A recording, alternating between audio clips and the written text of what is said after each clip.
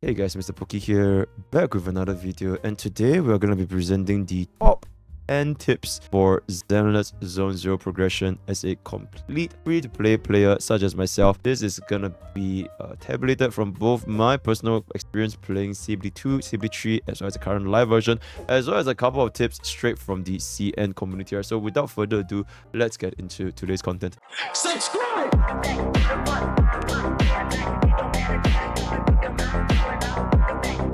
First tip I want to let you guys know, which is going to be this right here, the BardIc music shop. You guys might have known that from the beginner progression as well as the stamina guide, you guys should not be spending stamina, your battery, in the relics. You should not be spending it on routine cleanup. Not only does it cost 60 stamina, which is a lot of stamina, you are also not even guaranteed to get your S rank drive discs yet. But there is a way for players to get a beginner drive disc right off the bat, completely free, and that is going to be the music store, specifically this lady right here. You basically collect these tokens from your story, your events, all that kind of stuff. So it comes to you naturally as you play the game from the main story or the side quests, all that kind of stuff. So one important thing to note is that you can in fact choose any set you want. So Fang Meta, classic electro, freedom blues for your grace, So you can basically choose whichever set you want. And once you have selected that set and you click on tune, you are going to be getting a random gear, as well as the fact that you are guaranteed a few A ranks in the beginner tuning. When you level up to level 35 as well as level 40, you will gain the higher versions. Now keep in mind over here, music store, you can see we are currently at music store level 1. So in order to unlock music store level 2, you do need level 35 and unlock this again, and this is going to be level 40. You can think of this as like the blue tuners, purple tuners, and gold tuners in Wuthering Waves, which is to say they are not going to be able to be transferable. These are only for your beginner tuning. These are going to have a brand new resource only for your level 2 tuning, and this is going to be the final one for your gold tuning, right? So right now in the early game, it is actually extremely recommended to go ahead and use this immediately in order to give yourself a sort of a decent set of drive discs for you to use in the content. Right now, my progression is going to be at level 32, completely free to play, by the way. And I have also completed shield defense up until floor 9. So I have already raised 2 different teams. I almost cleared floor 9 with like 10%, 1% HP left. Couldn't really quite get it. I will be getting it tomorrow though, when I farm up my tracers for my other units for a while. But I'm basically on the verge of clearing floor 10. Investments on your drive discs, they do matter. For example, my Nico Mata, she does have the 4-piece physical. My Alan is running the 4-piece normal crit. This is the 4-piece impact, 4-piece jazz for the 4-piece energy regeneration, 4-piece ER, as well as the 4-piece anomaly set, right? You don't even have to level them, TBH. You can see they're all +0. They are legitimately all at +0. Going into our second tip, focusing on your main DPS relics more than everyone else. Specifically, this slot 2, flat attack, it does make a considerable increase in overall quality of your damage output, right? So you can see this slot number 2 I have for Nico is going to be at level 9, and this one for Alan is going to be at level 12 with a double crit with absolutely insane nuclear gear, right? So that's going to be that. If you have the right main stats for some of your 6, 4, 5, and 4. So this is usually going to be attack percentage. This is usually like the elemental damage percentage, and this is going to be your double crit, right? So if you have the right main stat, especially on a purple drive disc, you can consider leveling them up as well. And the reason why we want to be a little bit more liberal, that is only if you are considering targeting the endgame stage, specifically shield defense. If you're clearing story, like you're just casually clearing story, you're clearing the combat simulation, or maybe even Holo Zero, for the most part, you don't really care about this. This is only for players who really want to already dip their toes into the endgame content. Then you want to care about this, right? Second reason is upgrading your relics right now is not that bad in a sense where you get these refunded at 80% of the cost. So even in the future, if you get the gold drive discs, you can just fodder all these you have and get back 80%. There are no tuners like in Wuthering Waves where you only get back 30%, and it doesn't cost like $1 billion to upgrade your relics, right? So it is very affordable, and the bang for your buck is honestly quite worth it, especially if you want to power through the endgame content, right? Then tip number 3 is gonna be right here. In the story mode, you guys might have noticed in the story commission, there is this thing called the hard mode. Now the hard mode, it actually scales with your level. Were to be at level 29, this hard mode will be at level 28. It is always 28, 38, and by CBD 3, it was 48. Once you reach level 30, this will automatically jump up to level 38. So it will definitely get harder compared to if you were to do these challenges 10 levels ago, or rather before you hit level 30. So the same can be applied if you are close into level 40, right? Maybe you are level 38, level 39, or you want to clear this, do it, because once you hit level 40, this will scale again. So for players who want a little bit of challenge, maybe you don't really care, you want the challenge, you want to like, oh my god, grind and get one shot, you can go ahead and do this here, but it will definitely be harder, especially when you just level up your overall agent level, right? So take that into your consideration. On the same note, this is basically your Echoes of War. Similar to Honkai Starbucks, they scale with your level as well. So upon reaching level 30, you will unlock the level 40 difficulty. Then when you reach level 40, you unlock the level 50 difficulty, right? So you want to try and do these at the end of the week, because that's where you get the best bang for your buck. Note that these attempts, they do not consume stamina, which is very, very poggers, very, very nice, right? So for the most part, you always want to leave this to Sunday, just in case you can hit level 40, just in case you hit level 30. Jumping into the fourth tip. This thing right here, this little black bar, it shows the number of medals you have collected for Officer Mew Mew. So it is a very good way for players to kind of realize if there's anything missing. And it also shows you any open missions may increase the waifu dating simulator kind of thing. Be sure to check out this black bar. In some locations, you can see this is going to be 11 out of 16, and you have a current couple of agents over here, so you can go and do them. This is going to be 21 out of 32. Always kind of fluctuates here and there. Also, Mew Mew's notes all these missions. It also depends on the time. So sometimes it happens in the morning, sometimes it happens in the afternoon, sometimes it happens at night. Do be sure to check out a couple of things here and there to get the absolute highest bang for your buck, right? If you want to min-max it. So just look out for this black bar for any extra info. Going on to the fifth and last tip before we move on to combat tips. Right now, in Zenless Zone Zero in version 1.0, you currently have 5 things to upgrade. Your basic, your dodge attack, your assist attack, your special attack skill, as well as your ultimate. Back in CBD 3, we only had to upgrade 4 things. So Zenless Zone Zero in version 1.0, they actually added one more thing for us to upgrade. But total cost needed to upgrade a unit actually went down. Total cost of upgrading your units in version 1.0 is roughly only 60% of that compared to CBD 3. Leveling up your tracers, leveling up abilities,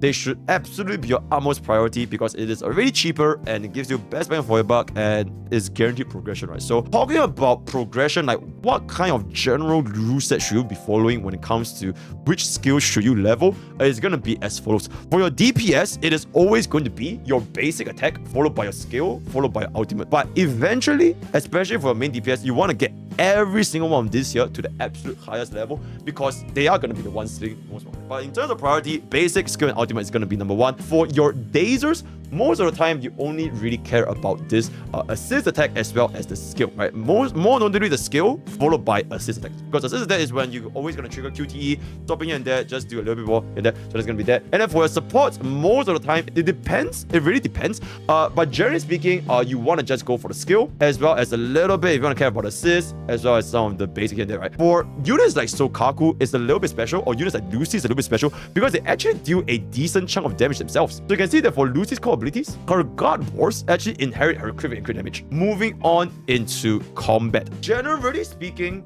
this will be your formation when you are running into a fight in Zenless Zone Zero. Your DPS will always be, generally speaking, will always be slot 1. This is gonna be your +1 unit. So this can be your Grace, this can be your Breaker, this can be Bam, whatever. And then your support will always be at slot 3. The reason is because your support, whenever you use that special skill, when you trigger the assist, it will always trigger for the next unit coming up, which is going to be your DPS, right? So you always want to make your support be slot number 3. And the reason why you don't want to make, for example, your DPS all the way at slot 3 and support at slot 2, right, is because you want your DPS to be the first person entering into the battle, so that they can charge their skills, cast their abilities, something like that, before the rest of the units kind of get there. But generally speaking, the reason why you can see don't use your first slot as Sokaku and your DPS following afterwards is because Ellen runs very, very quickly. So you can kind of enter in the battle faster. And you can also look at her entrance animation.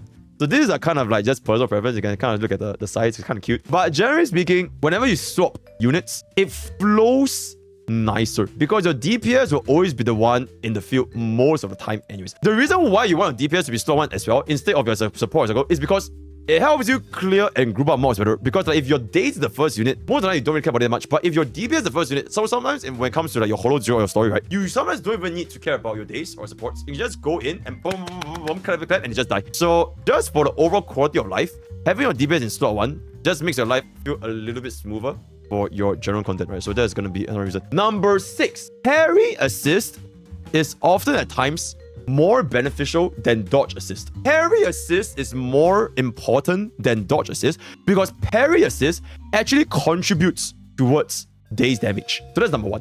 It contributes a little bit to your daze damage. Number 2, your dodge assist, there's this time slow. During this time slow, the countdown for this, it still goes down. You can see that this timer still goes down despite being in the time slow option. It doesn't exactly freeze time, which may affect your overall clear ranking when it comes to shield defense. So it's very, very minor, but if you're missing that few seconds, generally speaking, running a parry assist helps you a little bit more to get the extra oomph, right? Pip number 8. When it comes to your QTE, generally speaking, you always want the breaker unit to be either your support or your DPS. If that breaker unit is your support or DPS, it's like right before it breaks, right?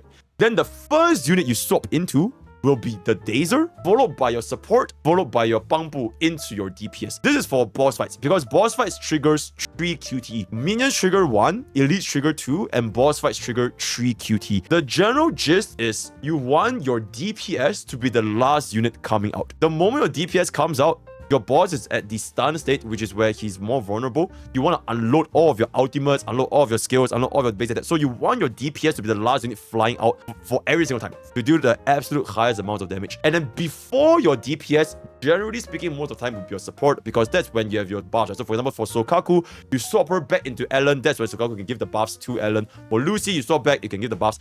So generally, your support will be right before your DPS. And then the very first unit is going to be your Dazer, because you don't want it to be a situation where your support's next unit is your Dazer. Then the buffs at Sokaku, it goes to your Dazer instead of your DPS, which is very, very bad.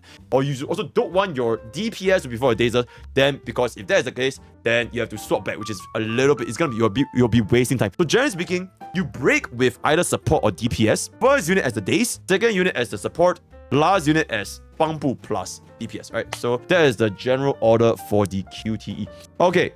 9. There's also quick swaps in Zenless Zone Zero. Firstly, do you guys know that you can press C to swap to the previous unit? Oh my god. Do you guys even know that? I mean, for me, it doesn't matter because I'm playing on the controller, so it's great. But for PC players, do you guys know that pressing C can swap backwards? Insane. This changes everything. But that is not the main tip, though. That is not the main tip. The main tip is that quick assists in Zenless Zone Zero, they do exist in a sense where you can use your unit's skills mid-animation and you swap into a parry or a perfect dodge. So when that is happening, your unit will still be using their skill and their animation while you are continuously parrying at the same time.